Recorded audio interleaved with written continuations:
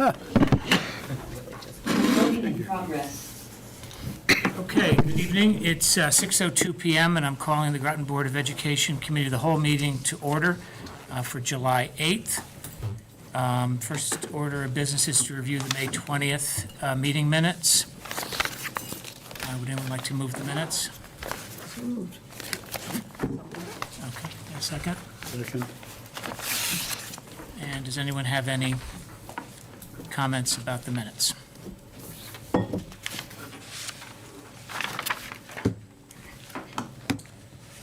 Okay, hearing none. All in favor to accept the minutes, please indicate by saying aye. Aye. Opposed? Abstentions? And then we'll review the June 10th meeting minutes. Anyone want to move those? Okay, second? One second. Thomas. Any discussion? Jen did the first and Ian the second. All right. All those in favor, please indicate by saying aye. Aye. Aye. Opposed? Abstentions? Passes. Next, we'll have a discussion led, I believe, by Ray with regard to the auditor's management letter. I'm assuming all of you have received a copy of the management letter itself, and that's all I'm going to really discuss tonight. There are other components to the audit report, but I'm not going to discuss those till we actually meet with the auditor, and I want to get more detail behind some of the numbers that they presented in the other pages. So, within the auditor report, it's looking at the vendor master file. As I stated at the Finance Subcommittee meeting, we've already basically taken care of that. We've moved forward with some internal controls where we have two sets of eyes on the creation of the vendor file so that we can audit and take a good look at what's actually going on there. In addition to that financial close process, we've closed. We've internally been modifying some of our processes as we move along. We're also looking at some other procedural processes that are being done, will be done in the future. As a team, my team in the business office, we've got, they did add one thing on here in the general ledger maintenance. This was not on the draft, and in here on page 2, where it says it was noted that there were a significant amount of BOE expenditures that were recorded to an incorrect period. Although the identification of these expenditures was timely identified by the town's control environment, the BOE control should have identified and corrected these errors. This was not part of the original draft. So when I read this, the controls are being put in place right now. As a team, we're meeting on, matter of fact, tomorrow morning we're meeting, and we've got about an hour-and-a-half meeting where we're going to discuss how we're going to be, the changes we're going to make as a team and move, and as a matter of fact, it'll be an ongoing team process where we'll go through, we'll take a segment at a time, and first we're going to address these, but then we're also going to look at how can we get better? How can we actually improve our processes beyond what they're looking at here? So, Can I also add something? Sure. Because you weren't here at that time, but early on when Dave first got here, he was actually the one that brought it to Finance and Facilities' attention that there were a split payroll in FY '23 that was paid for in FY '24, and that had been a past practice that if there was a split payroll. So that was actually corrected, and we used some DOD funds to make the correction. But just to let you know that those were early on, we had noticed those and brought it to the board's attention. And then when the auditors came through, they asked us to go back and, correct it during the year. So we did. but ongoing, we'll be documenting our processes and procedures as internal process and procedure documents that we'll be putting together. We're going to be creating a book. So we have hard copy, but we're also going to be putting them within our shared drive so that everybody can see what's going on. I would suggest that this, whether I'm here or somebody else, that this is an ongoing process. Things change. software changes, people change, and there's a constant process of improvement within the department so that we stay up on the latest and greatest. So we are going through all of that at the moment. That's really all we're addressing. There is a risk analysis assessment. I'm going to leave that alone at the moment. I've got people that I know on the outside that have gone through these. Some of it's good, some of it's bad. So, matter of fact, I think I emailed you, Jay, in regards to some of that. So we'll talk about that at another time. And you know some people in Trumbull, you're going to reach out to. I know people in Trumbull that have already gone through it. Yeah, good friends of mine. I know the business manager personally. I also know the superintendent personally. So I'll reach out to them and get their ideas, their thoughts on it. So it's really everything in a nutshell. Yes. Yes. Is like tomorrow we're going to meet with the town council and they're going to go over the audit report. Is there anything that we should know now before? Did you get the audit report? I have the full audit report. That audit report with the numbers, I am not going to discuss because I haven't spoken to the auditors about it. I want to personally speak with the auditors. I want to go through and I want to go over the entire audit report. I wasn't here, so I am not going to assume something until I actually speak with them and I get the detail on it as to what they're truly looking for and what exactly happened. Every audit, I look at an audit as a learning process, a way that we can all improve, we can all get better. I don't look at it as an I gotcha or anything like that. So if we're looking in that, I wouldn't go down that path.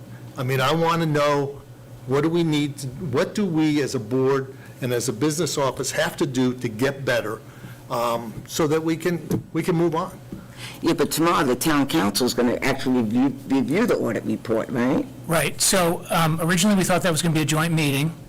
I've been now told that that will be a meeting of the town council to which board members are invited and will be allowed to speak, I believe, once for a determined amount of time. So we have reached out to the auditors for our own meeting, because I just don't know that tomorrow night's environment is going to be ideal for us to actually find out what we need to do to institute best practices within the district, with it not being a joint meeting. So we've reached out to them to see if they can meet with us directly, and also to meet with Ray. However, board members are welcome. We did receive the complete audit from Susan, I believe, on July 1st. So we are in receipt of all of that. And so if individual... Yeah, on July 1st, she sent it out to everybody. I always send yours out Beverly, Washington. I Yeah. guess. Yes, I'll every- double check. I'll make sure I sent it to you. So everybody's had a week or so to review all of that. So you're welcome to go to the meeting tomorrow night. It'll be the last item on the agenda, and you will be allowed, time to ask a question or two of the auditors. But I think it's best for us to meet directly with the auditors so we can understand the totality of what they're suggesting.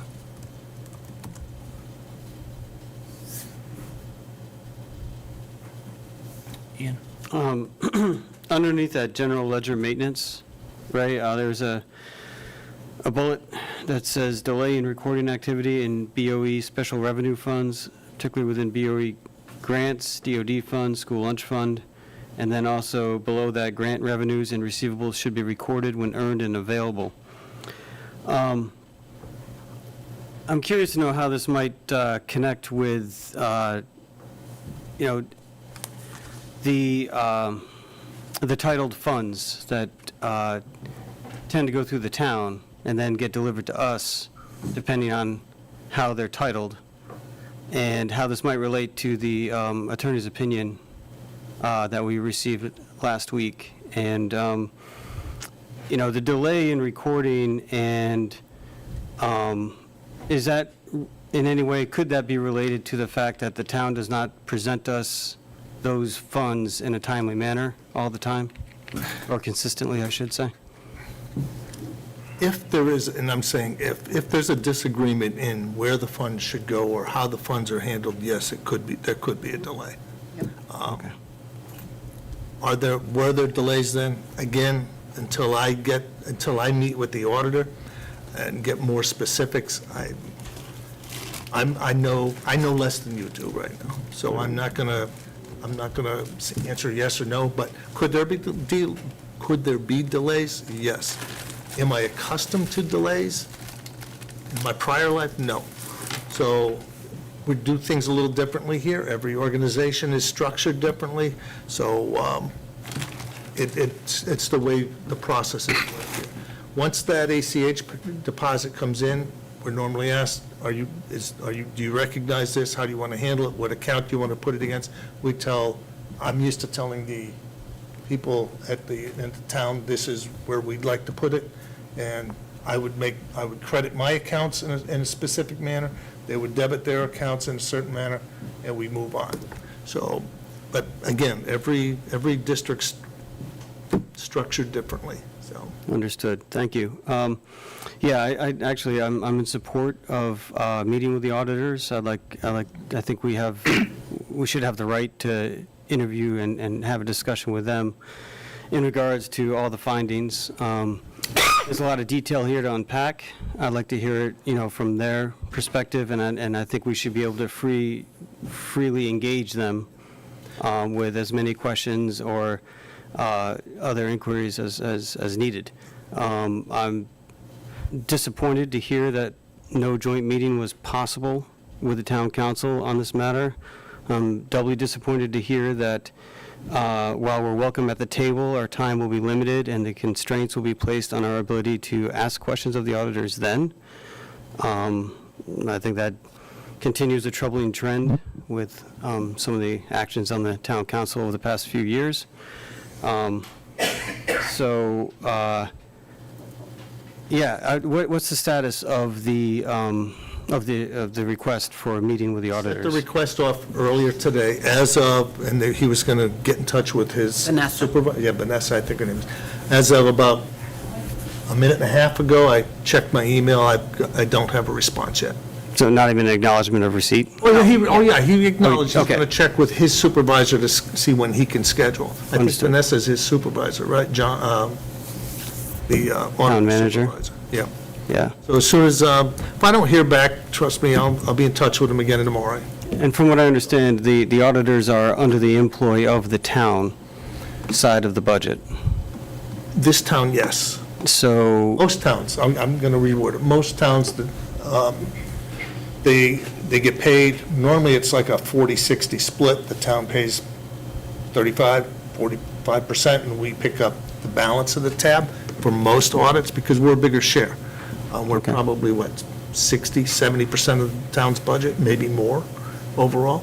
So normally the Board of Ed does pick up a bigger share. is that where we are now with this situation here in this town at this you know, We moment? are paying for part of it, I don't know what, but I have no, yeah. I mean, Okay. I came in, 7 weeks ago, so I've had little interaction with them.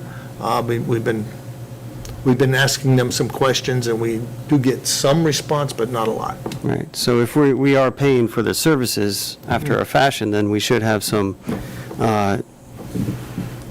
right to expect, timely responses and an ability to engage on our own terms. I will say this much, other organizations that I've worked for, the audit firms that I've been involved with, and I've been involved with 2 different audit firms, other than this one now, I've been able to work very closely with the audit firm. I've been able to ask them any and all questions. I've been able to ask them, if you were in my shoes, what would you do? How would you improve it?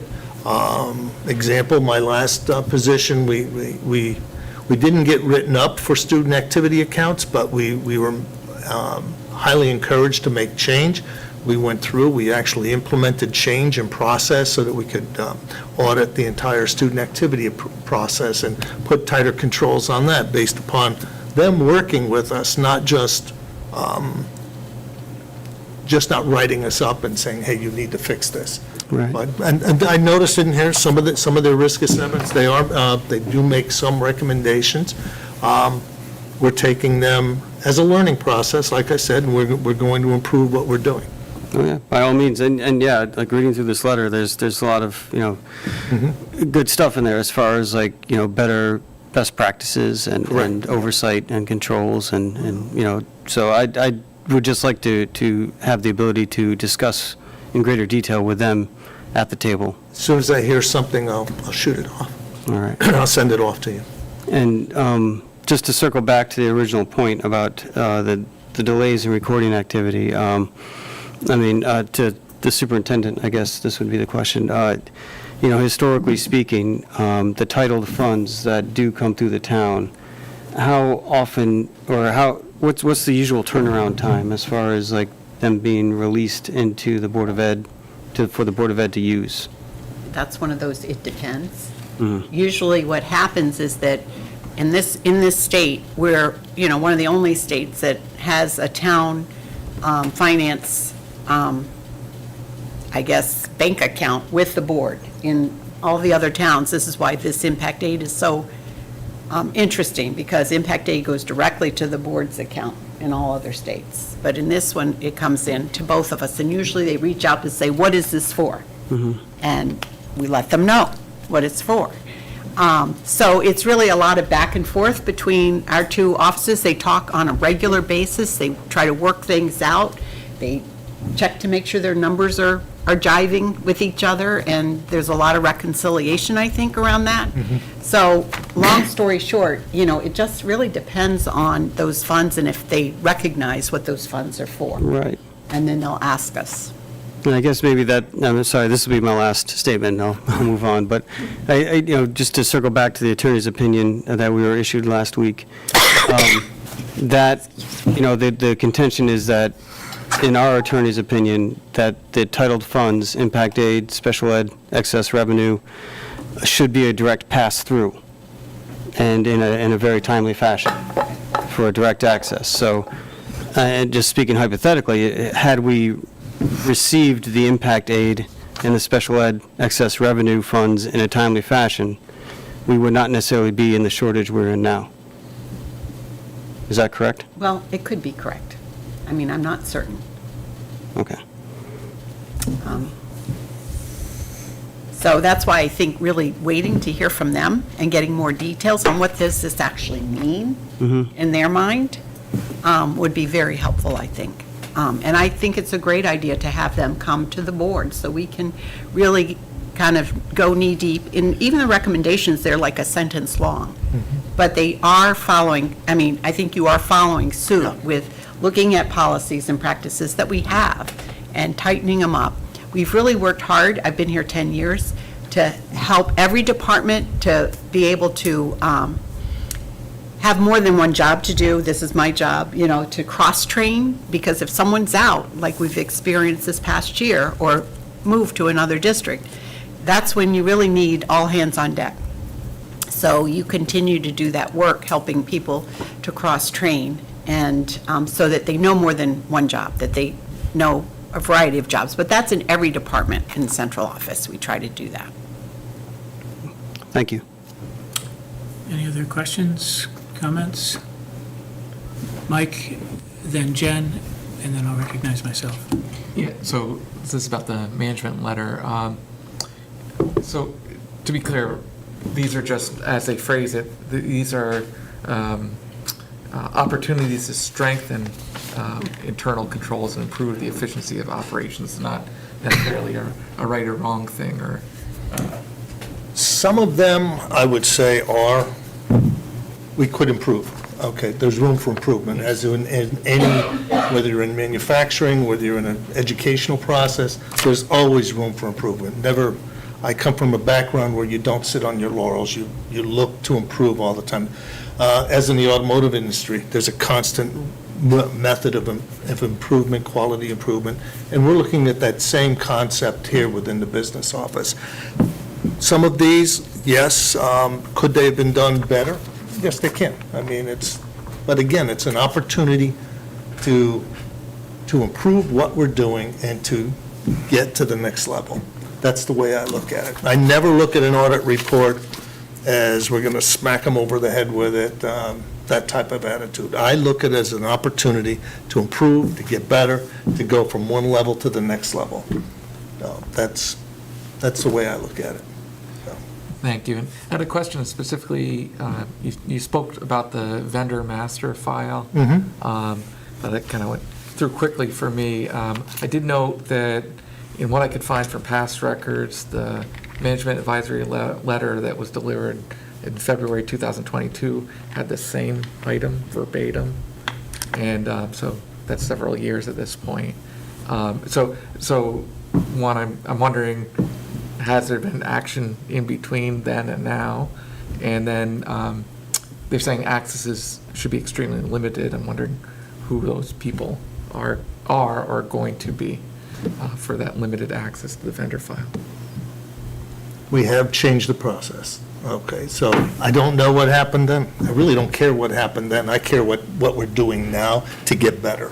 Okay, so having said that, we've changed the process. We do have, matter of fact, there's, other than myself, there's at least 2 new people in there, one of which is entering them. Another, I have a person, I'm not even going to give names, but I do have a person auditing and verifying, and when she's not there, I'm auditing and verifying. So Just we have do- another pair of eyes on it. Correct. We do have multiple eyes on it, so, which would lead into the risk assessment, because that's technically part of the risk assessment.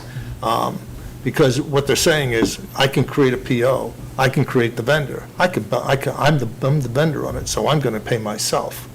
Okay, there's your risk. And that's what we're looking at to avoid situations like that. Okay, we want to make sure that nobody within the entire district can actually cut a check to themselves. Okay, so there's, changes are being made there. That's part of the process tomorrow that we're working on. But we've also put a stop to prior practices. Okay, so this is what you're getting at, access to master vendor files for purposes of adding new vendors or updating existing data should be extremely limited. So ballpark it for me, is that going to be 5 people, 10 people? One person with a backup and another set of eyes to make sure that they're, who that vendor is and who that shipped to and built to is. And so the total number of people in the school system? Right now, that would could it be that? 3? Okay. Okay. See if the microphones are muted. Only Sam and Beverly. Can you not hear us? I think he's talking softly. Okay. I think we got to yell at each other. Move the mic. Move the mic closer. Because when you're online, you really can't hear. Oh, yeah. Correct, yes. I can't hear anything when I'm online. Read my lips. No, I'm telling you. That's hard to do too online. The lights are off. And I guess that since this is an agenda item set for a special meeting, we can't go, this is only about this management letter, we can't go beyond and ask about the other documents in the audit, or is that the case?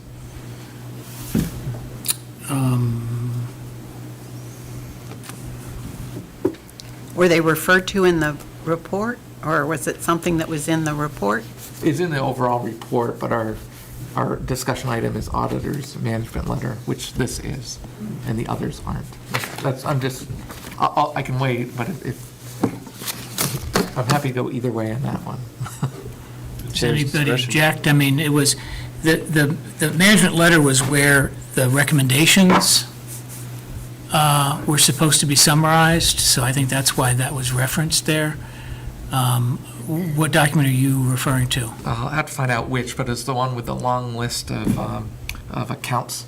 And That's the one I said I'm not going to discuss Okay. till we talk to the auditor. Okay. There you go. Yeah, we want the details on that, too. Got it. Still probably to discuss it tomorrow night, though. They can, but I'm not prepared to. Yeah, the auditors will be there, too, to discuss it. That's the sort of thing that we're hoping to have the auditors in person, so we can actually pick that apart and understand it.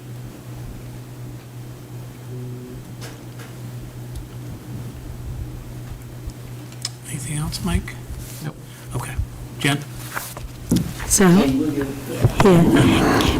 So at the Finance Committee meeting, I had mentioned or acknowledge the efforts that Ray has been putting in to strengthen our controls. So I just wanted to acknowledge that here today in front of the rest of the board. That's it. Thank you, Jen. And I just want to make it clear that it was never promised that there'd be a joint town council Board of Ed meeting. There was thought that there would be, but I did speak to the mayor, and so again, board members are welcome to attend. I just want to know, with regard to the management letter. But they did say we were going to have a joint meeting. I mean, they didn't say we promised we're going to have a joint meeting, but they did say when the audit report came in, there'd be a joint meeting. I heard Rachel say that herself. So, I'm kind of disappointed. Yeah. So that's why we want to meet with the auditors ourselves. And this may be a little bit far afield, so if anybody objects, but I just want to know from Ray, have you been contacted about starting this process for next year? Not yet. I contacted the audit firm, it was last Monday, Tuesday? And I had asked them when they're going to start doing their testing. Okay. They said they're going to put together a list and get it to us shortly. Okay. Okay, but nothing yet. Normally, most organizations, the audit firm is in here March, April to do their preliminary tests. That way, they can get the bulk of the testing done, 8, 9, 10 months of testing prior to the summer. Then once we close the fiscal year, it's a shorter list that they come through. They do it, they finish the validation and testing, then once we submit the EFS and things like that. This year, it looks like it's going to be a tough summer and fall in terms of testing, because they're probably going to be in here quite a bit when it's going to be difficult closing out the fiscal year. Well, and that has not happened here in Groton. They've not shown up until after the fiscal year is closed into the fall. So I don't think they were here until probably October last year. That was the first time we saw them. They might have reported to the town council or to the town manager, but they were not here at the school. Okay. If I may, is anyone else up? Anybody else? Is that the timeline as far as getting the audit going? And your experience in other districts has been that it starts usually earlier, like you mentioned last time. Sometime around April. You'll Yeah. get your preliminary request. The superintendent, myself, the business office should get sign-off letters authorizing the banks to release certain information to them.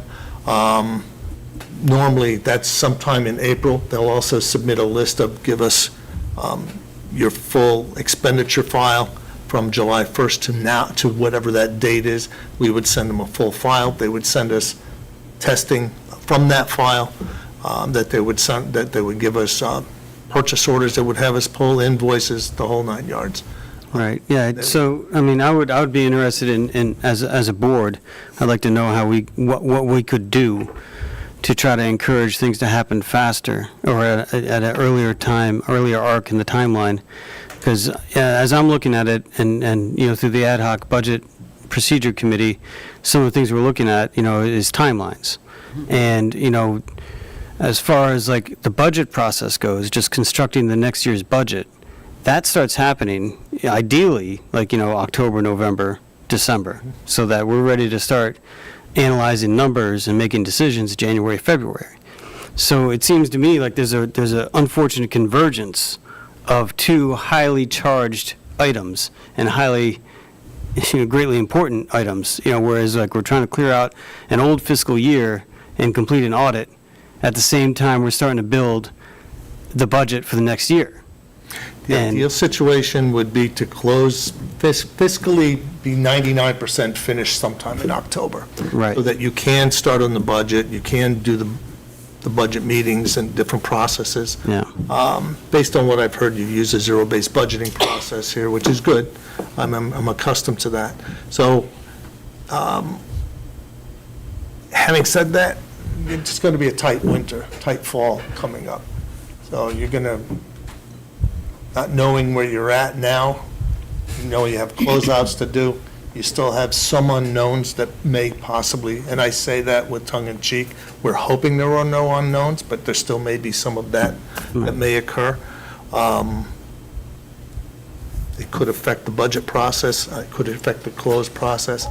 But going back and forth with the auditor, as long as there's good open communications, we should be able to start expediting it. Yeah. But they're going to move at their own pace, I'll be very honest with I know Ray had to reach out like 3 or 4 times to the auditor because we found out that our finance system could not control FY '23, '24, and '25 at the same time. We were getting really close to having to open up '25, so he kept reaching out, and finally heard back that he could close '23, you. 28th. June 28th. So, Okay. just in the nick of time.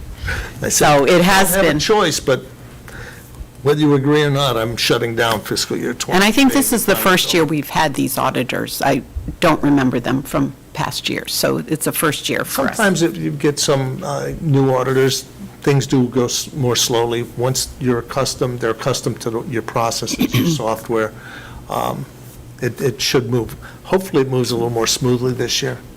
So, All right. Thank you. All right. Just one quick comment. We all received the management letter through email. It wasn't in the agenda packet. I just asked that Oh. just the letter at least be added to the minutes. Okay. Not a big deal. Absolutely.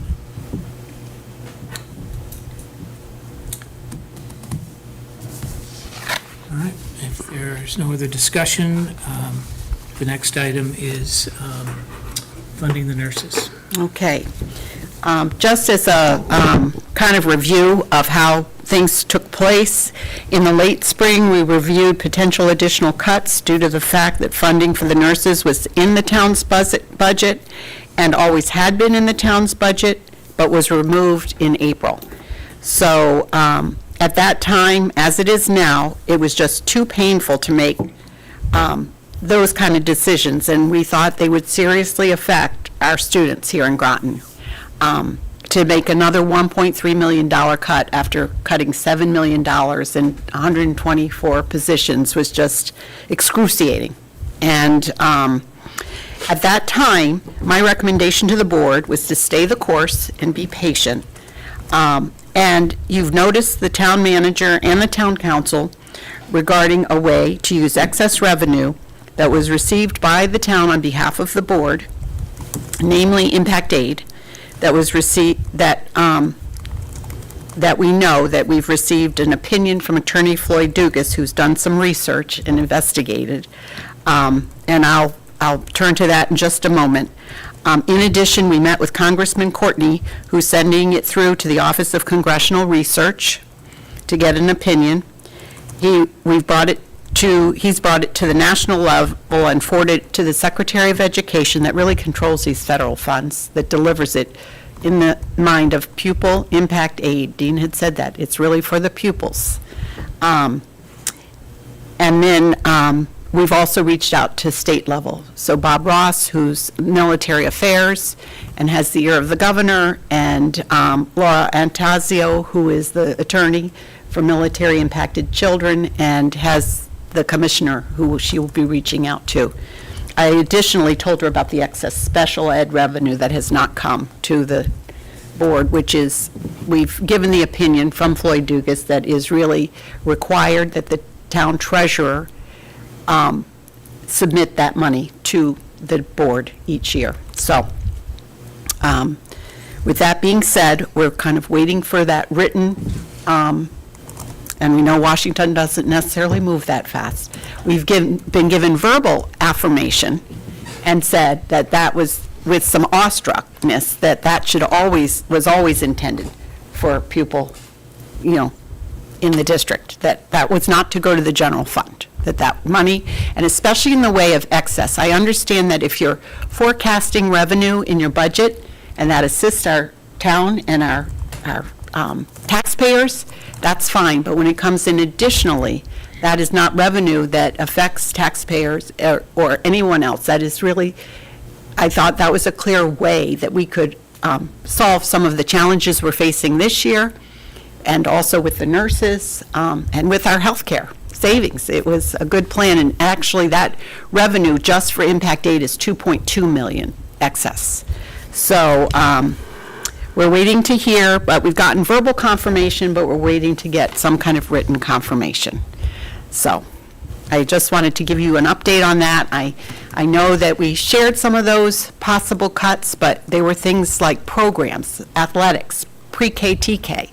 And at this point, I've got kids signed up. I cannot even imagine reducing a program such as that, or even athletics, or expect some to pay and some not to pay. And those don't usually provide a whole lot. I've talked to Mark Romano about pay for play. I think you all had kind of discussed that. And it wasn't a lot of revenue, that not nearly 1.3 million, nowhere close to even, I mean, I think 40,000 maybe. So it's we've done so much, I think, in, really, we heard the town, we heard them talk about, the ARP ESSER funds needed to sunset, and we did that. And to be able to go beyond that, it would be painful. That's just my interpretation, and I think some of you feel that way too. How'd you get the 2 points of the ed, the special ed? Your mic. There's about 500,000 that came in impact aid for children, military children with disabilities that we asked John Burt for, but they have not forwarded those special ed funds to us.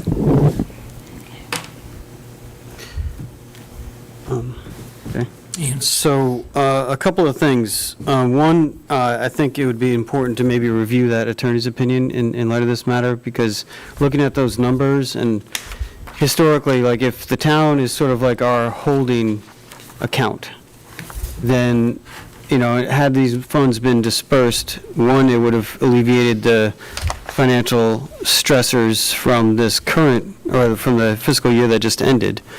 But also, there would have been some amounts left in the town coffers that were titled for educational purposes that could have been put towards restoring the health insurance account and funding for nurses. Because as titled funds, they're supposed to exist beyond the budget, in my understanding anyway, of the attorney's opinion that we were presented, that the town makes its allocation to the Board of Ed, but any titled funds, like special ed excess revenue and impact aid, is supposed to exist beyond the budget, not in lieu of budgeted amounts, but is supposed to be on top of. Or is it the phrase you said, Jay, supplement, not supplant? So that's one thing. So I'd like to kind of just maybe review that in public here, as far as like what our understanding of how these title funds are supposed to work and how that could alleviate the two, the major issues we're looking at right now financially. So we wouldn't have to look at any hard cuts. We would actually be pretty well squared away if we had access to those funds and if the town was letting the money pass through appropriately, in my opinion. Also, reflecting on the moment in April when the town council voted to zero out their budget line item, and then how that was kind of plopped into our lap as a problem that now we had to deal with. Again, from a certain point of view, speaking objectively, and this is my opinion, my interpretation of the situation, it feels to me that that was an inappropriate overreaching of authority as far as the town council goes, because what they did in essence was they basically directed us on how to spend our money, which they do not have the authority to do. Our authority comes from the state to oversee the district's funding and how we allocate our revenues. The town council does not have any say in that. They can ask all the questions they like. They can make all the suggestions they want, but they do not have any executive authority over how we spend the money. And the way they went about dealing with the nurse situation essentially compelled us to take a cut in our funding and then also directed us to use 1.3 million of our money towards the nurses. They don't have the authority to do that. That's our decision to make, how we're going to fund the nurses. But historically, it has been the town. This was a big change, and it came in the middle of the budget session, so it was a unique situation. And I understand that there were communications, both via email and in-person verbal, between the superintendent and the town manager and a few other people. But at the end of the day, I would be curious to know what our attorney thinks about the situation as far as was that, was that within their jurisdiction to do? Because I honestly, like from where I'm sitting, it looks like sort of at least an inappropriate use of influence over the Board of Ed to zero out their budget item without consulting with us first. Thank you. Jen? I agree with Ian on that comment. You heard me in one of these committee of the whole meetings. I actually defended the town council and stated and pretty much argued with you guys that, nope, the town council wouldn't do that, and that they would actually transfer the 1.3 million to us just because they used to pay for the nurses. The nurses need to continue to exist by law. And so I defended them and said that the 1.3 million was going to transfer over. Lo and behold, we attend the next meeting, and there was no funds to be given. And I've been stating all along, too, and I agree with like what Ian stated, that by them telling us that we have no funding, we need to fund the 1.3 for the nurses, I'm not an attorney, so I would like to get the attorney's opinion on that, because the only thing town council can do is give us an amount. They can't tell us how we're supposed to spend that amount, and they virtually did tell us that you need to use part of your budget to fund the nurses, and I think that was an overreach.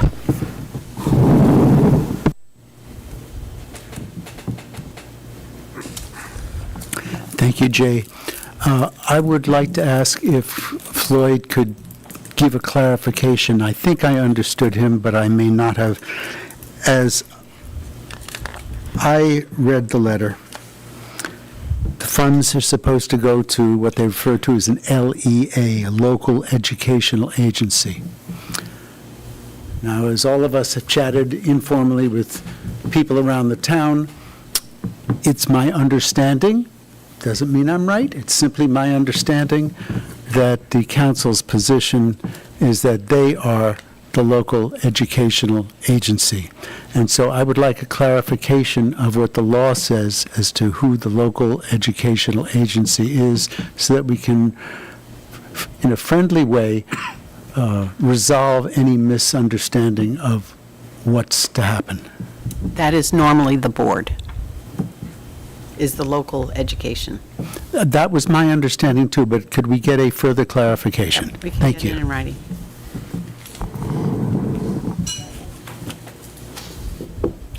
Yeah, thank you. So when this all went through the budget cycle, I was on the RTM Education Committee, so I'm very familiar with it. I know for sure that there's no provision of school nurses in the budget put forward by the superintendent, considered and then approved by the Board of Ed, voted on by the town council. This is the education budget, voted on by town council and approved and ultimately kind of restored by the RTM. So our approved FYE 2025 budget does not have school nurses in it. And as has been mentioned, the only place that it did appear in the overall FYE 2025 budget was on the town side, and that was zeroed out through a vote by the town council.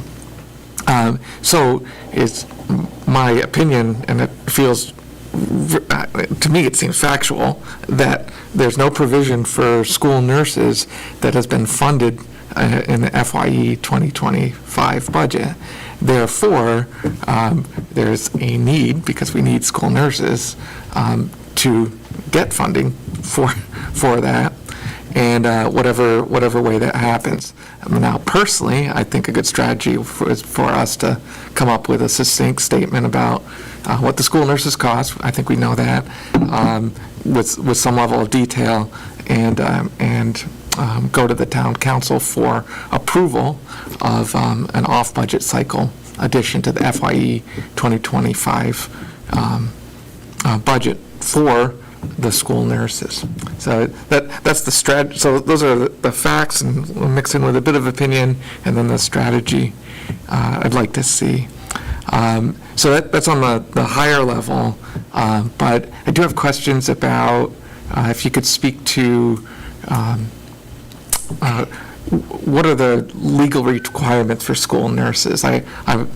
I don't know. I don't have any real sense of them. I know that they're clearly needed, RNs and health aides. But I was wondering what is a board required to do in that way, understanding fully that minimum requirements are not often what's best for students, and providing a level of care. Particularly in a school system like ours, with student populations that we have and all the challenges that everyone's facing these days. So I was actually asked the question if we have school-based health in all of our schools, which we don't now. We unfortunately, Charles Barnum does not have that service anymore this year. It wasn't voted on. Why don't we just have that as the avenue for school nurses? But school-based health is quite different from school nursing. School-based health requires parent insurance and parents to sign up. So it's a wonderful resource to our community, and it even happens all summer long. And it assists students with shots and vaccinations and checkups and all kinds of things. The school nurse is more everyday health care, dissemination of medications, and a lot of our students have serious health needs. Some very serious, especially in some of our specialized special education programs. Diabetes, for instance, is a health need that every school, really is faced with. And, they're life-threatening. And so you need a school nurse in every building all the time. We even have substitute nurses if a nurse is out. Otherwise, it falls on the principal. I know I was a principal for 12 years. And there were times when the school nurse wasn't there, and I would be called to either help with the meds or do something, or call one of my sister schools to say, send the nurse, or call 911. So it's really a critical feature of safety, health, security, to have those nurses available. And our nurses are fabulous. So we were so thrilled to be able to employ them ourselves. And I think they were thrilled to do that. So it's not the same as the other. Both features are marvelous to have in Groton because they really help access good health care for our families. But the school nurse is an everyday nurse, and she sees all kids. And you've mentioned this before, the school nurses also sit on IEP meetings, for Yes. instance. They're very useful and essential in ways that you might not first think of when you think of nurses, but in helping fulfill the required duties of a school system. And then, as you mentioned, the school-based health clinics, that's optional. And there's also, and then the school nurses, more of these required services. And then there's a firewall in terms of records keeping. The school-based health clinic has a certain set, school nurses have another. There's some intersection as well, but there's that. So it's okay if you don't have these numbers right now, but I am, if we do go forward to ask for additional money, I think it'd be relevant to know how many individuals we're employing. Oh, I would love to share that data. Yeah, and spec'd out with I think it's either RNs or health aides. I don't know if there's another classification. We employ both at every school, a health aide and a registered nurse. And then in helping make the case, I'm sure if you divide the student population at a given school by the number of healthcare personnel, that it'd be a pretty large number of students per. It is. It'd be very It's large. You're probably dividing the 1,000 school by one population by nurse two, yeah, at the something middle like school and the high school. that. So. They might have an extra health aide. but not an extra nurse. And so who regulates the need for, maybe it's not for personnel, like, is there a regulated need for having a school nurse in a school system? Or is it state level, federal, or is it more about the many different requirements to provide health services, and these are the people that can do that? That's what it is Yeah. at the end. I don't know that there's legislation around how many nurses you have to have per children. I have never heard that. I think in different states and different areas, they might do it differently. I know in Connecticut, everywhere I've been, they've had at least a school nurse, sometimes an aide, sometimes not, in each building. So, So somebody has to provide those services, and what you're saying is if the nurse isn't present, it has to be a member Right, of by law. administration, or we have Right. to wait after calling 911. And it's not just somebody, it's someone trained, someone certified, and when we're talking about this, is not just years of training to get certification, it's years of practice, like in the profession, to obtain certification. So it's not just an easy switch to a principal or an assistant principal to take on No. a given duty. No. And it definitely intersects with special education as well, quite a bit. absolutely. And now there's medical plans with the allergies that we see and some of the severe, other illnesses and, chronic illnesses. There have to be health plans in place. So whether you have an IEP or a 504 or a health plan, all of those we take very seriously. And the nurse is instrumental in sitting with parents and the principal and a teacher in designing those so that we really safeguard that child's health.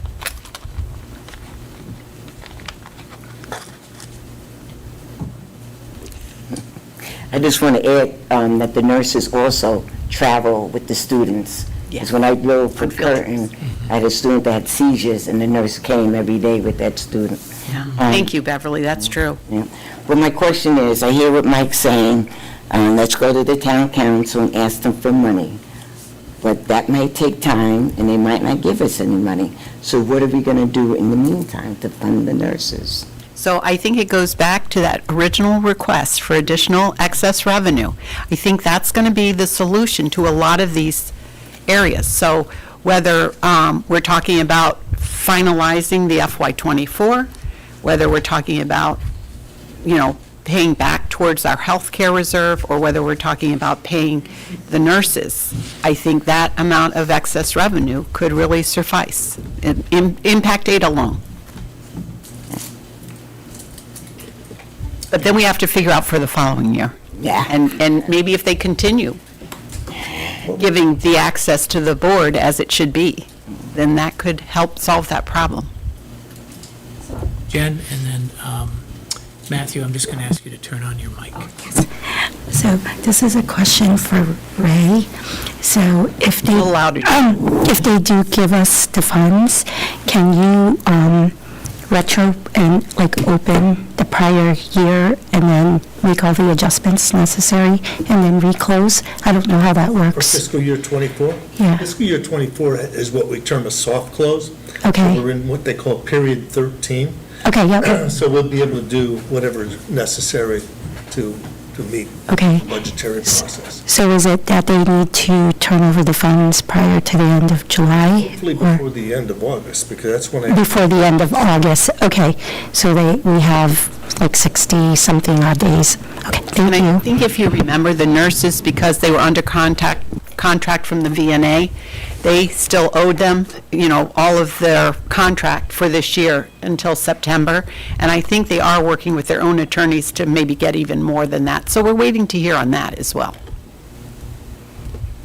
I know that there were 5 districts that were faced with this VNA closure. Ledyard was one, New London was another, Waterford, East Lyme, and Groton. All 4 other towns paid for their nurses through the town budget, except for Groton.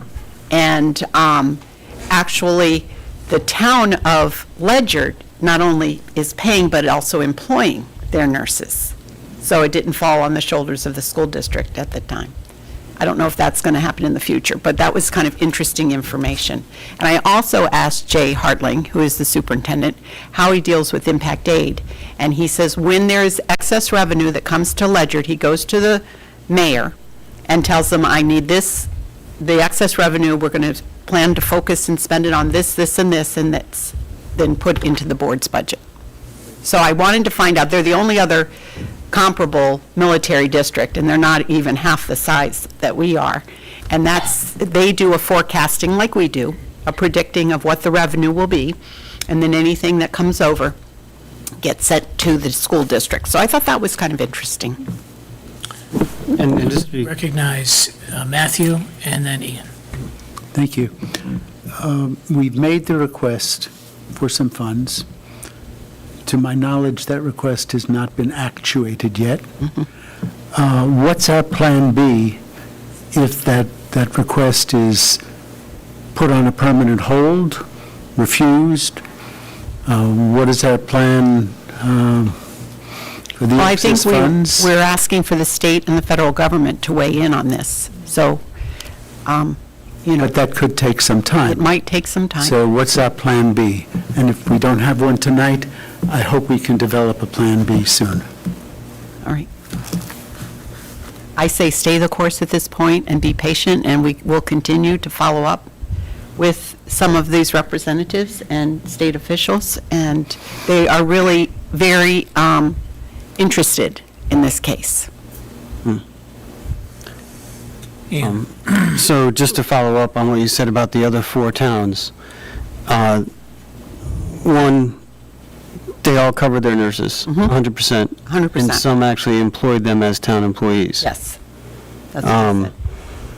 That's good to hear, and I think that's a great precedent to cite from time to time at opportune moments. I do network with my colleagues quite a bit. 2, as far as the impact aid in Ledyard's experience, they get the full pass-through, like they get the full amount, not an adjusted amount. Eventually, if they do have additional funds in excess revenue, they put it in as projected revenue. Right. And if it comes in over, they do go back to the town to request. And I don't know that he gets the funds that this year it came in at 6.2 million. So that was really pretty extraordinary. And we had forecast for 4 million. So that's where the 2.2 Right. overage. And so this circles back to like I think the importance of that attorney's opinion, and the fact that, to address Matthew's question and concern, like I think at this point, in my mind, in my opinion, there is no plan B, because we need to know it either is what it is or it ain't what it ain't, right? So if these titled funds are specifically for educational purposes, for pupil supports, then they must be essentially a pass-through through the town to us at our request, at our direction. No ifs, ands, or buts. No hemming, no hawing, no delays, no 30-day bank shots. No. It's our money. And so, if we want the town to sit on it and hold it so we can use it in the next fiscal year, that's our request. If we wanted to use it to patch up FYE 2024 and then save the other stuff for nurses, that's our right. And that's our responsibility.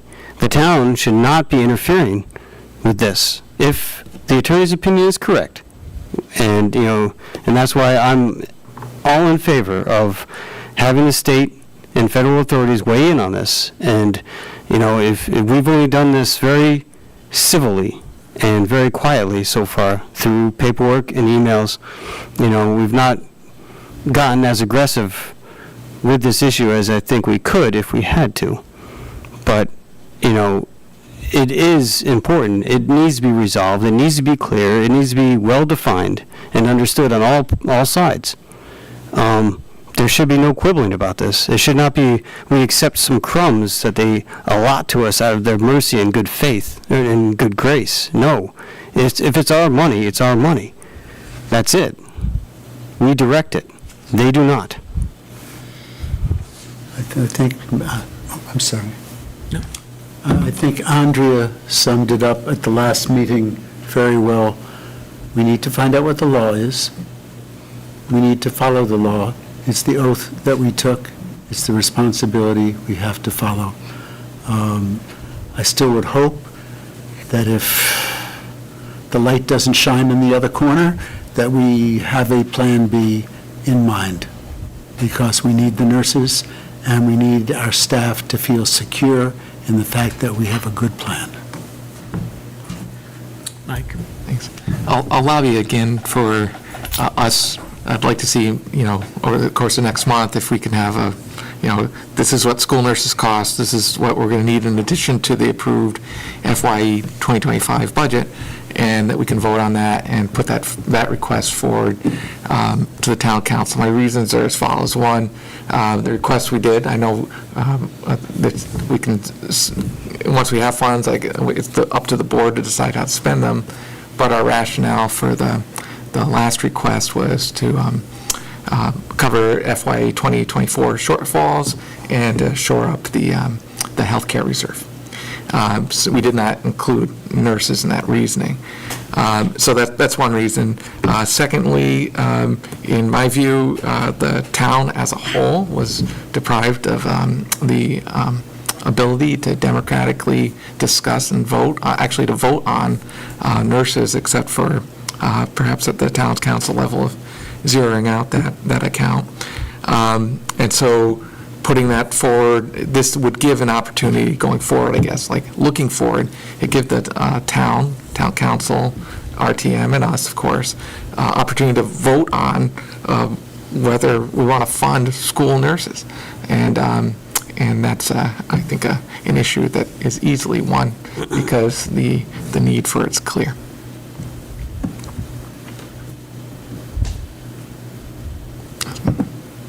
Could I just ask you, do we want to share the attorney's opinion? No, that's a matter of public information. Does anyone object to Thank reading? Did you say? I'd like to just share the attorney's opinion that we received to the public now on the record, and also to include it in the minutes for this meeting. I mean, it's a matter of public record now because it's been emailed around to a number of people, including the town manager. They had FOI, so I sent it to them. Yeah. All right, no objection? No objection. So this is a memorandum from Floyd Dugas, the board attorney. The question presented, you've inquired as to whether it is proper for the town of Groton to keep impact aid payments and not make those funds available for Board of Education use, rather place them in the town general fund and use them for whatever purposes the town sees fit. Short answer, the answer is no. Those funds must be made available for the Board of Education use as it sees fit to use them.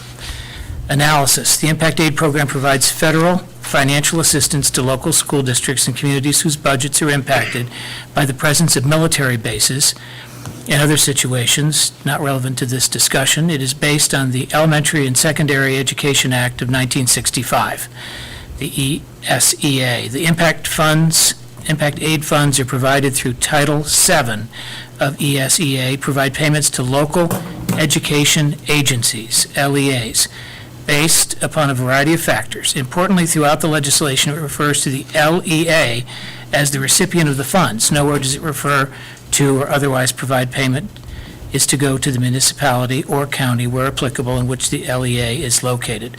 Accordingly, based on the plain meaning of the statute, any impact aid monies should go to Groton Public Schools and not the town of Groton. The inquiry, however, does not necessarily end there. First, while federal law generally will trump state law, there are circumstances where that is not the case. However, I'm not aware of any language in federal law suggesting that state law would take precedent. Nonetheless, secondly, in Connecticut, the budgets of local boards of education are governed by Connecticut General Statute 10-222, which provides in relevant part, expenditures by the Board of Education shall not exceed the appropriation made by the municipality and with such money as may be received from other sources for school purposes. The first part of the above sentence is widely regarded as meaning a local Board of Education may only expend funds received from the municipality, known as the School District CGS 10-240. it is located in, with minor exceptions for school activity accounts, custodian fees, and damaged books. That would suggest impact aid must go to the town, which may use it as a revenue source to fund the board budget, much like it is done with state educational cost-sharing funds or any other purpose. However, it is a fundamental principle of statutory construction that the language of a statute cannot be read in a manner that ignores language in the statutes. Accordingly, the underlined words above cannot be ignored. They appear to allow for the receipt of other funds as long as they're intended for school purposes. The undersigned spoke with the director of the National Association of Federally Impacted Schools, Kyle Fairbairn, and when the situation was explained to Mr. Fairbairn, he advised that it was improper for the town to retain these funds. His opinion, however, does not carry the force of law. He states that he does recall this issue came up in the past, and Congressman Joe Courtney's office got involved, and it was resolved, though he did not recall exactly how. Floyd Dugas, also spoke with Amanda Agnabene of the U.S. Department of Education Office on Impact Aid. She stated she would look into the issue, but her initial reaction was in accordance with Mr. Fairbairn that the money has to go to the Board of Education. Importantly, I understand that other federal grants, such as DOD grant, Title I, Title II, et cetera, are paid directly to the Board of Education.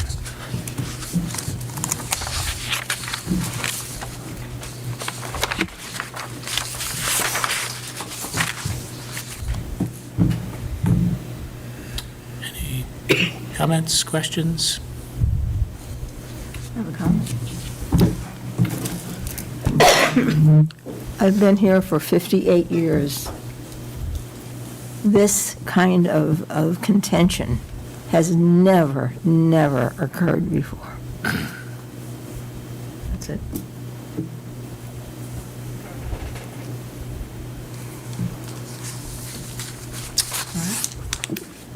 Yeah, I appreciate you reading that into the record. I would like to state my support for Board Member Whitney's position that we should vote and ask for this money officially so that the town can consider it. If impact aid money is given to us, we can, talk about that as a related but separate issue. Meaning that money is obviously going to be related, but it would be a separate issue. But we should, I think, somewhat expeditiously ask for the money for the nurses.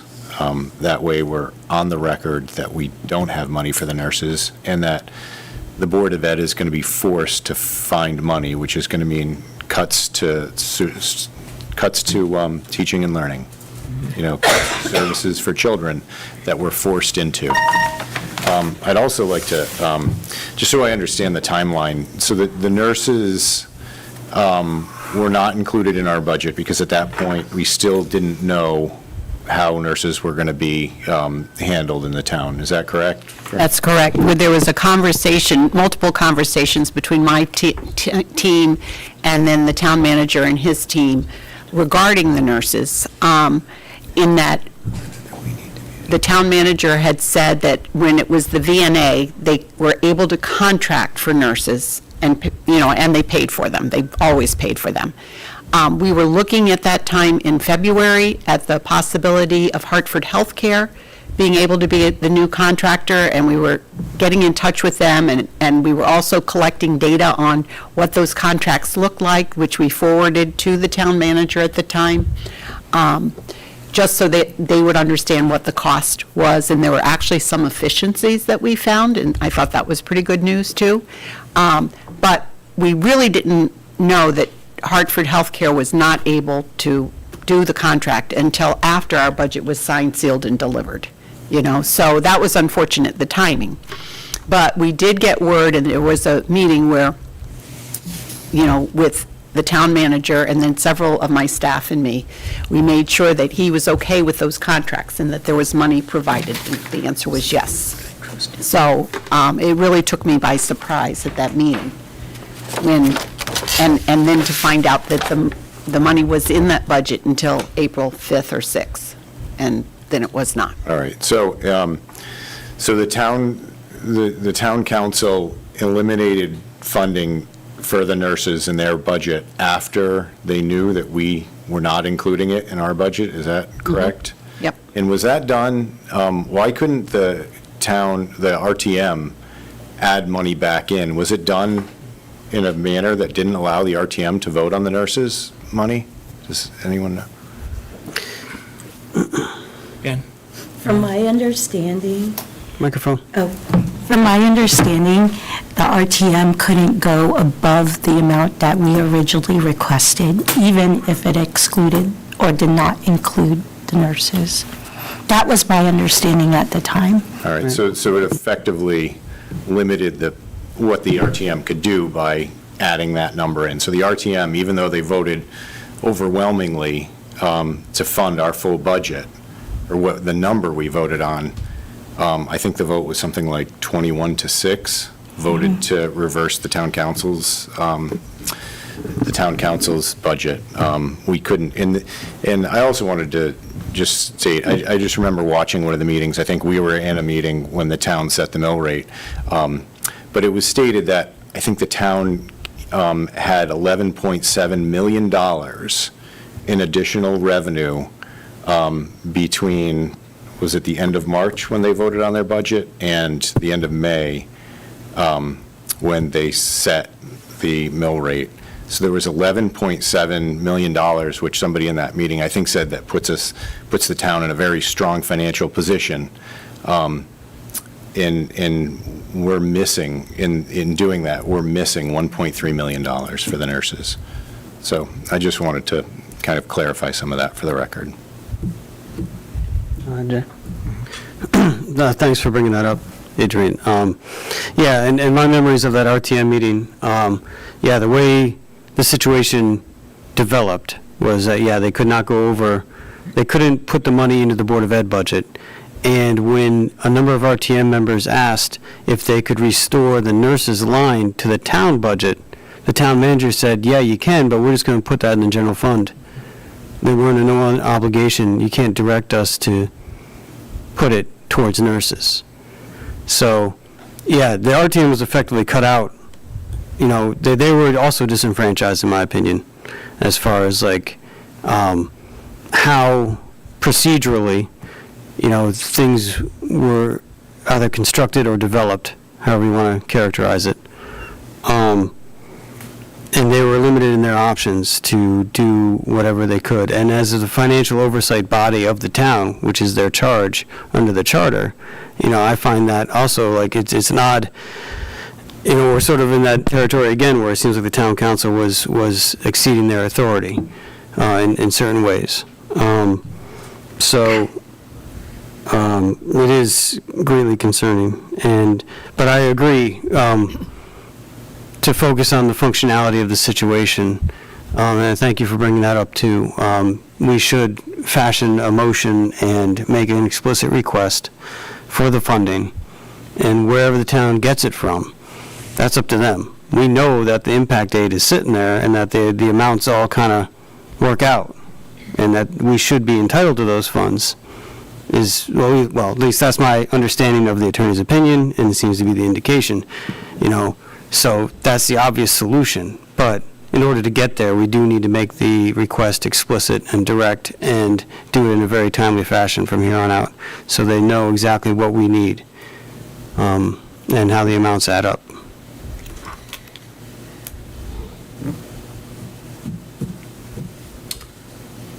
Okay, any other comments? If we were to craft a motion, Susan, do you have the amount? Yes, I would have Okay. them out. I Thank don't have you. it in my head right now. Okay. I'm wondering, Jay, if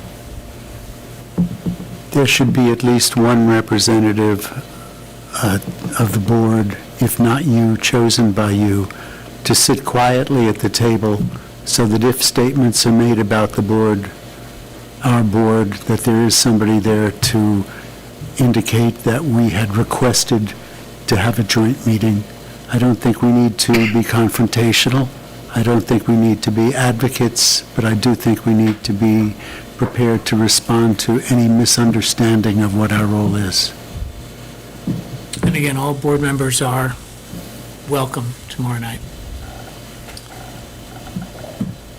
So basically, any one of us could show up, to choose to show up and volunteer, and we have a seat at the table. That's correct. That's my understanding for me. And we'll have a microphone that's activated. And they get to speak one time for how many minutes? I'm not sure what their minute rule is. They haven't established that yet. But I think I don't Jay, know what their normal, I think Jay had made a point, or at least I understood him to have made a point, that, and maybe I'm misunderstanding you, but I understood that we don't want to get into a dialectic and a back and forth of argumentation. I think just simply to indicate that we had made a request, and that request, for whatever reason, was not approved. We're here just to affirm that, and everything else, we would love at some point to have a joint meeting. If you think it appropriate to say we're going to have our own meeting with the people, we can do that. But I think the No, I can say- less we say, the better. I can send an email to the council stating all of that, and that we are reaching out to the auditors, and ask that that be read into the record, and then that would prevent any confrontation. That would be fine with me. Any objection? No objection. Okay. All right, if there's nothing else on that topic, the next item is the update on facilities. Mr. Kilpatrick. Good evening. First, I have to make a couple of quick apologies, if you'll indulge me for a second. Ms. Joan, I apologize, I haven't given you these notes in writing. I will get them to you shortly. And my apologies to Ms. Washington, who sits next to me. I do know how to silence my phone, but I do not know how to silence my watch. I'm sorry. It keeps dinging, I don't know what to do. I throw it away. But my grandson is here from Texas, so he'll show me how to do it tonight. Yeah, I'm going to they ask know him how to tonight. do it. First is the Charles Barnum roof. So the architects over at Petrocelli have developed the plans and the cost estimate, which is $961,000, just under the $1 million estimate that we have in the kitty waiting for that. And so the next thing, they are assembling a packet of forms that are needed to go to the state to apply for the grant. So I'm waiting for those forms to get here, and once we do them, we'll get them to the proper persons to sign and get those back to them to move forward and get to the state as soon as we can. The plan is to do it next summer, so that's the roof project. I have another list of items that I went over with the Finance and Facilities Committee meeting last week, and so I will give you that list once again. And so the projects that we're working on presently or have just completed, at Fitch High School, we're working on installing the replacement water heater. We did have to hire a contractor for the rigging. The old water heater was 2,000 pounds. The new water heater is 4,000 pounds. So I didn't think it appropriate for my guys to try and muscle that thing in there. So we did have to hire some riggers to come in and do that. So the unit has been set in place, and our plumber is doing the final hookups on that. So that should be ready to run anytime now. Also, we just completed repairs on the Fitch High School tennis courts. The company came in and there were some cracks under the net. We did get a nice compliment from the pickleballers, who were very thankful that the job was done, and it was done well, and it really looks nice. So, the pickleballers are there all the time. They're out there all winter long, as a matter of fact, so those tennis courts are well used, so money well spent to get those up to snuff.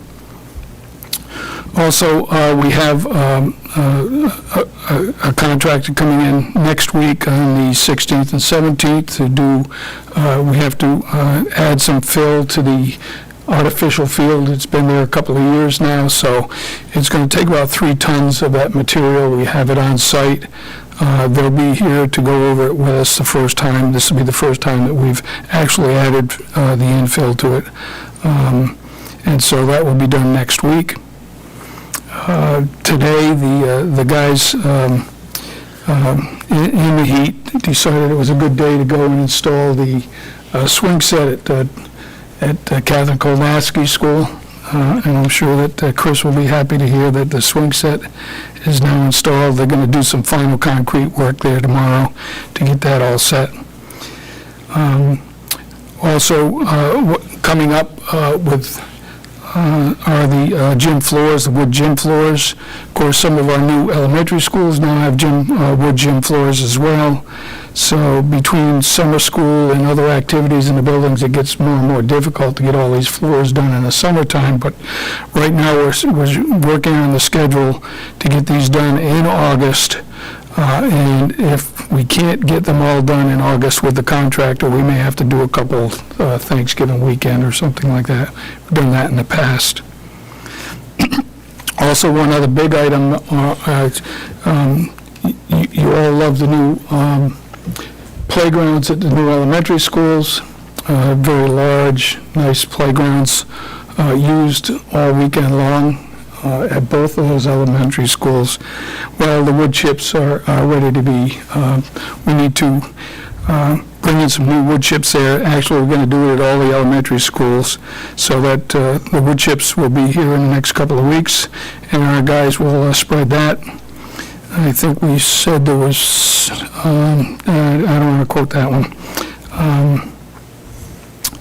I think it was 600 cubic yards of wood chips that we need, so it's a lot of wood chips.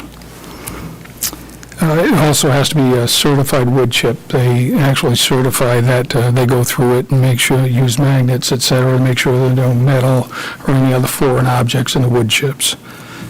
So it isn't like we can go to a local sawmill and get their wood chips. We have to actually buy some stuff that's, or to the dump, right. Also, just placed the order today for the air filters for the HVAC system. We now do the filters 3 times a year. They were always done 2 times a year previous to COVID, but we do them now in August before school starts. We do them at Thanksgiving break, and then again in spring break. So those are the 3 times that we do it. We're getting ready for those August, for the August replacements. Also working with a contractor to BT Tile. Will be coming in to do some tile replacement at Fitch High School. We had a mishap up there. Somebody dragged a piece of equipment down the hallway a couple hundred feet, and it's too deep to their vinyl tiles, so the cut is too deep to just buff it out. We tried it quite a bit, but weren't able to do that, so we got to replace some tile there. Also going on at Charles Barnum School, I looked at the camera today. I didn't see anything up there, nothing erected yet. However, the concrete was poured last week for the pergola. A contractor is working on that. We've been assisting him by digging the piers and placing the material, doing all the excavation work for them there. Also That was went funded to- by a Project OB wet grant. I just want everybody to know that these outdoor classrooms Yeah, have well- been supported by our partner with Project O and DODEA, so that we can have these outdoor classrooms, which really go along with our intra-district magnet themes. Right. I went to a seminar last week, maybe the week before, it's been a while now, on the HVAC testing that needs to be done as required by the state. While we do have the money in the budget to do that testing, it has to be done by a certified company. We also, during the seminar, we had a meeting of the Connecticut Buildings and Grounds Association directors, and they are putting together an RFP, RFQ so that everybody can share that, so that we're all on the same page when we go out to bid for this.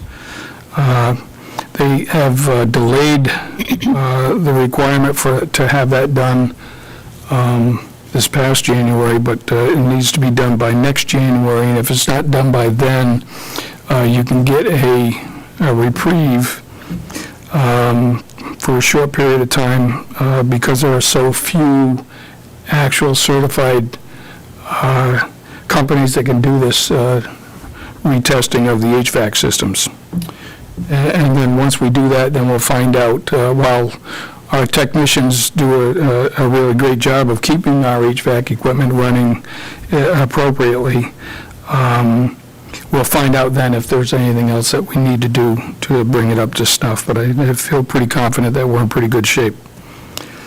And there's also part of that requirement from the state is indoor air quality, and their requirement is for us to go back to using Tools for Schools, which was used for many years here in the state. Kenny Foscue, who was with the state, was running that program for the state. There is nobody at the state running the program anymore since he retired, so the Buildings and Grounds Association are working with us on that. And again, there are six different reports for each school building that needs to go to the state, which, and a summary of those reports needs to be done by a certified person.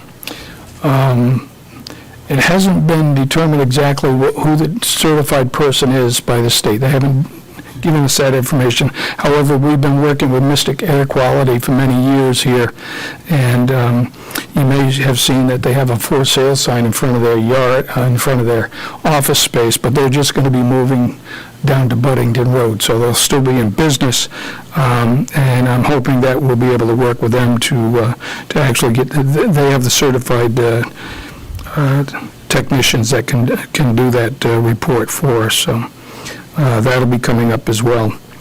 And the last item that I have is also regarding the Tools for Schools. So the portion of the Tools for Schools went to the principals, and they did those before school was out, met with their teams, went through the buildings, got the reports back to us. There are a couple of different checklists that they need to do.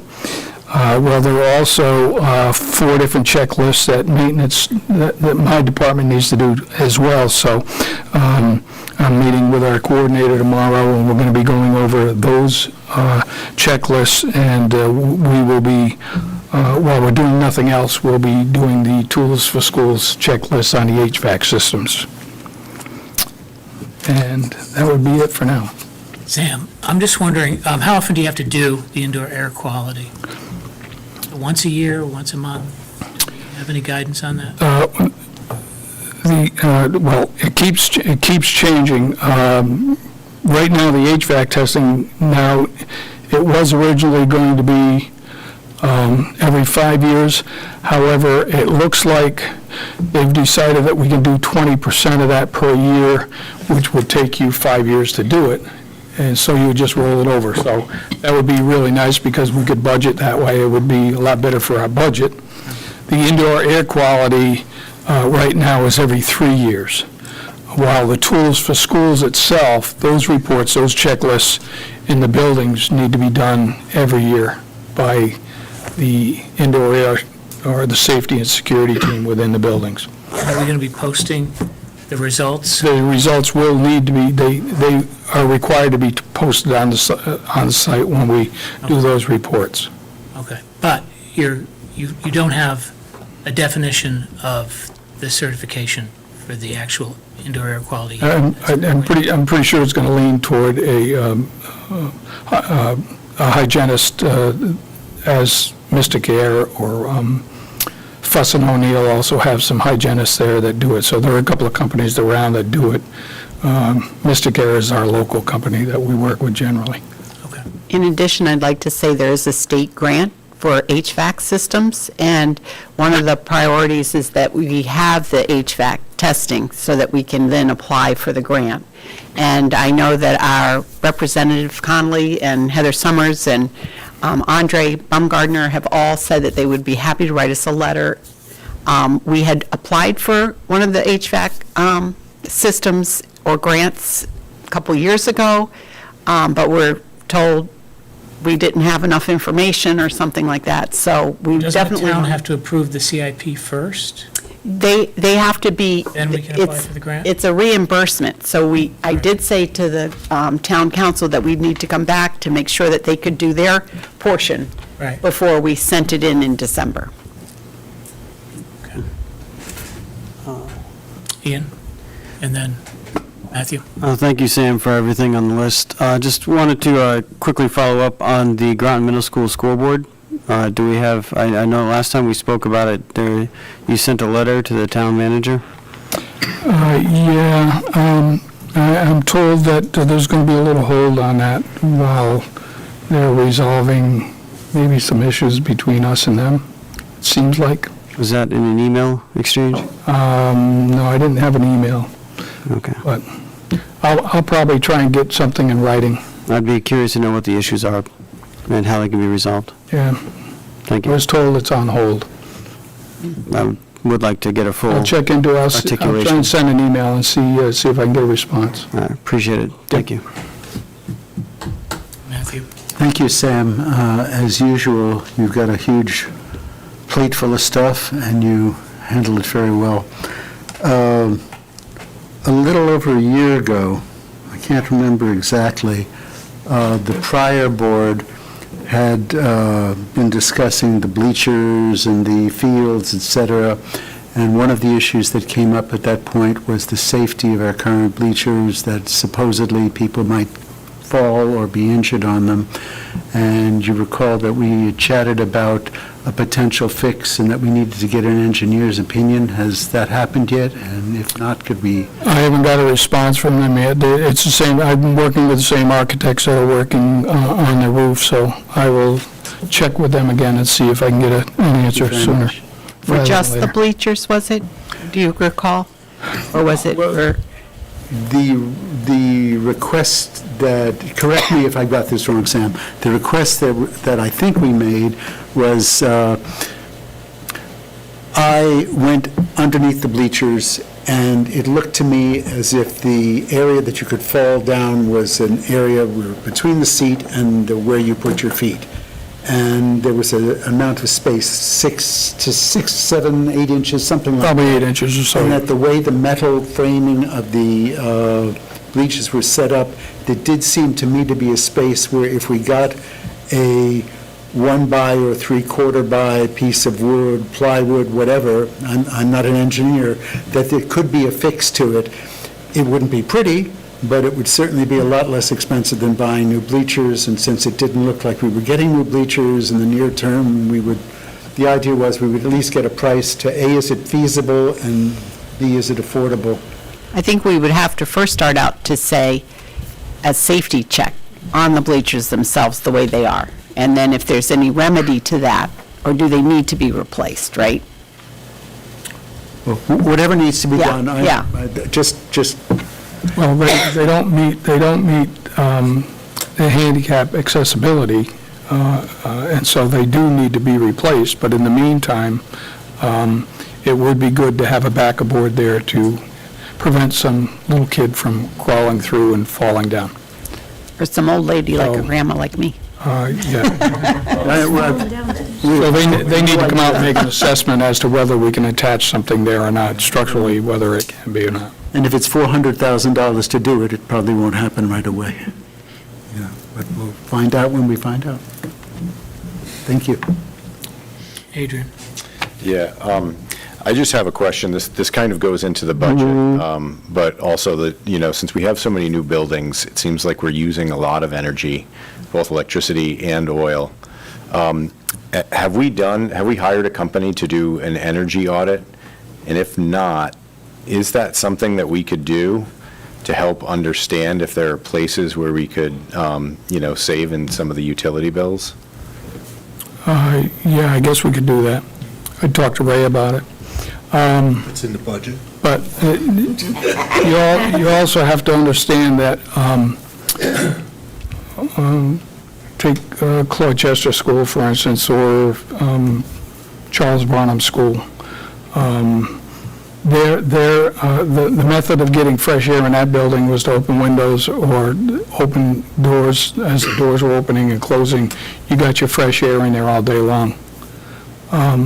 In our new schools, you have equipment that's running 24/7 in order to bring in the proper amount of fresh air that is required. So there's a lot more equipment running on these new buildings than there ever was on the older buildings, for sure. In addition to that, of course, they're all air-conditioned, which the old schools weren't. While some of the older schools, we ended up putting window units in or mini splits. They certainly weren't running the hours that the new equipment is running on the new building. So just looking at that quickly, I don't, I also did some new buildings in Ledger too, so new buildings are more expensive to run than the old buildings when it comes to electricity and whatever the heating source is, whether it's gas or oil. But yeah, we can look into that and have somebody take a look at it. Since this is The other thing is that we have. not specifically on the agenda, why don't we refer that to Finance and Facilities? Maybe you Okay. could look into that and Yep. report. The other thing is that we do have two schools that are, that we're doing active dehumidification in, both Kolnaski and Northeast Academy, because that equipment was installed,